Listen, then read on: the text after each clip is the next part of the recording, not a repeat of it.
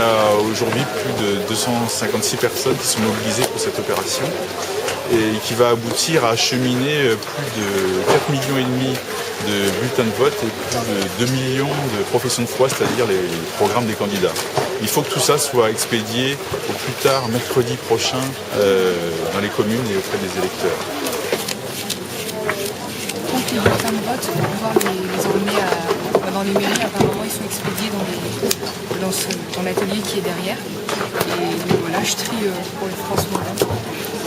Bon, ça c'est l'outil indispensable parce que c'est adhésif et ça permet de pouvoir tourner les bulletins de vote et de compter plus rapidement. Alors il y a donc à peu près 150 fonctionnaires et puis l'autre moitié est composée de 80 étudiants et 50 demandeurs d'emploi. Donc on a voulu attacher un volet social à cette opération en prenant des personnes dans une situation relativement difficile ou précaire. On prend les prospectus des différents candidats, donc 10 au total, et puis les trucs. Et on les met sur pied. C'est pour compléter en fait votre salaire de base. Ouais.